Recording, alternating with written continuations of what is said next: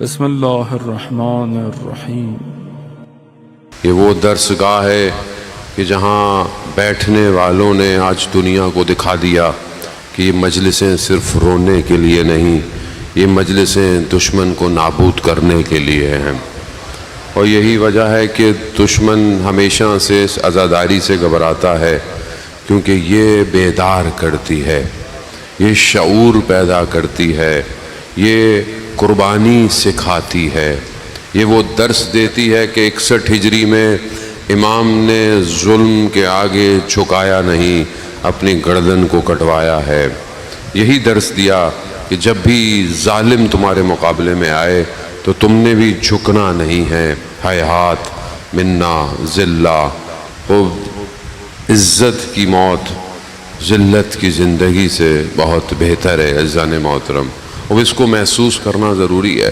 یہی درسگاہ ہے۔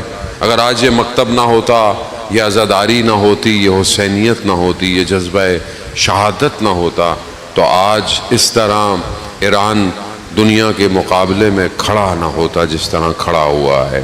کون سی چیز ہے کہ جو 56 ملکوں کے پاس نہیں ہے، صرف ایک ملک کے پاس ہے؟ تو وہ صرف ایک ہی چیز ہے، اور وہ ہے ولایت علی ابن ابی طالب صلی اللہ علیہ وسلم۔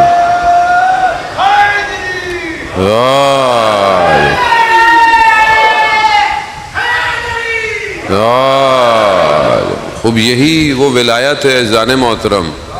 یہ ولایت، یہ نعرے، یہ صرف ہوا میں نہیں گونجتے، یہ دشمن کے ایوانوں کو لرزاتے بھی ہیں۔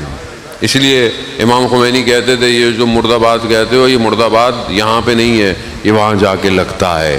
یہ بہت ضروری ہے عزیزان محترم کہ مجلس باشعور مجلس ہو، یہ مجلس بابصیرت مجلس ہو۔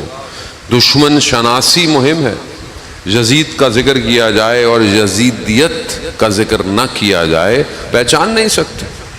ظاہر ہے میں اور آپ تو کوفہ میں نہیں ہیں، میں اور آپ تو کربلا میں نہیں ہیں، لیکن ہم زیارتوں میں پڑھتے ہیں یا لیتنی کنت معکم فافوز فوزا عظیما، کاش ہم کربلا میں ہوتے۔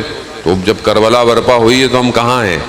آج حق اور باطل کا معرکہ ہے، آج سب واضح ہو چکا ہے، آج کوئی چیز چھپی بھی نہیں ہے۔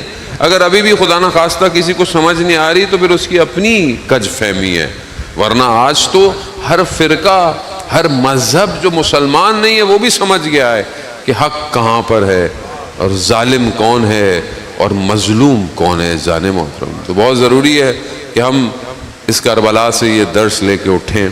اور کیوں لیں؟ ضروری کیوں ہے؟ کیونکہ ہمیں اپنے امام کی اطاعت کرنی ہے، اپنے امام کے لیے تیار ہونا ہے۔ بہرحال یہ ایام ایسے ہیں کہ یہاں پر انسان اپنے آپ کو تیار کرے، آمادہ کرے، اور جس طریقے سے بھی بہرحال جو انسان کی اپنی ظرفیت ہے، جتنی اس کے اندر طاقت ہے، اس پوری طاقت کے ساتھ خدا کی طرف بڑھے۔ کربلا بندگی کو معراج پہ لے کے جاتی ہے۔ کربلا ایسا سجدہ کراتی ہے کہ جو انسان کو 1000 سجدوں سے نجات دیتا ہے۔ کربلا سیکریفائس سکھاتی ہے۔ کربلا ہیومن ویلیوز سکھاتی ہے، انسانی قدروں کو بیدار کرتی ہے۔ ہم نے یہ دیکھنا ہے کہ ہماری زندگی پہ کربلا کا کتنا اثر ہے۔ ہم جو کہ بہرحال خدا کا شکر ہے کہ مجلس عزاداری اور مسلسل یہ سلسلہ ہمارا جاری رہے گا اور رہتا ہے، ہم اس سے اپنی زندگی پہ کیا ریفلیکشن پیدا کر رہے ہیں، یہ بہت ضروری ہے۔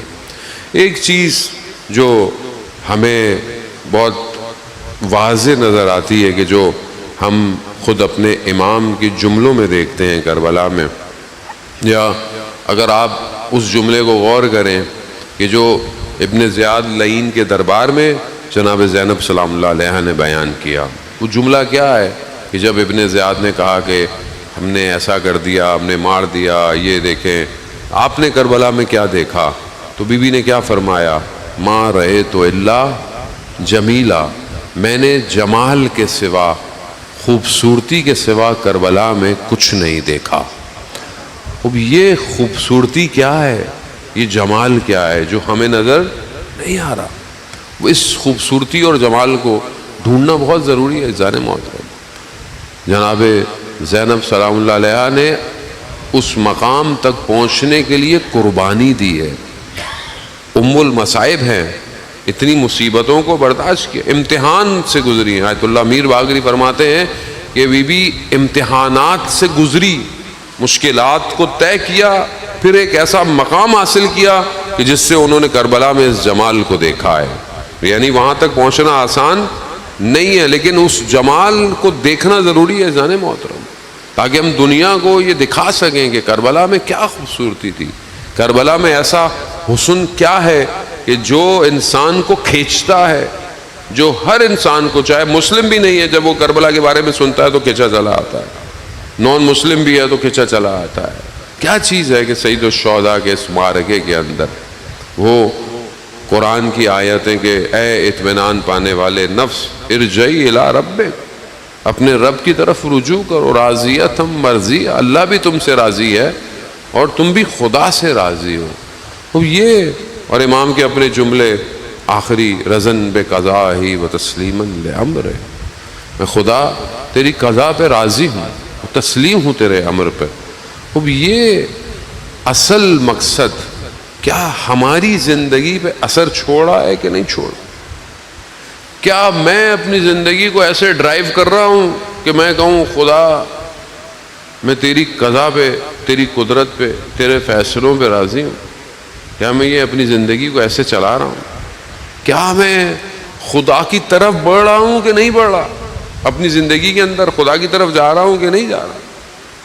پوری دنیا کی نگاہیں امام حسین علیہ السلام کی طرف, سید الشہداء کی طرف, دل کربلا کی طرف.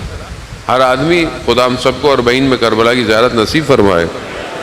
وہ آپ دیکھیں کروڑوں لوگ کربلا جا رہے ہوتے ہیں, کیوں جا رہے ہوتے ہیں؟ امام حسین کی خاطر, امام حسین کی طرف. مگر امام حسین علیہ السلام کی نظر کدھر ہے؟ ان کی نگاہیں کہاں ہیں؟ خدا کی طرف. یعنی ایک شخص 61 ہجری میں کربلا میں آیا تاکہ قیامت تک کی انسانیت کو بیدار کرے اور خدا کی طرف لے کے جائے. تو کیا میں خدا کی طرف جا رہا ہوں کہ نہیں جا رہا؟ کیا یہ عشق اور یہ محبت میرے وجود میں ایجاد ہو رہی ہے یا نہیں ہو رہی ہے؟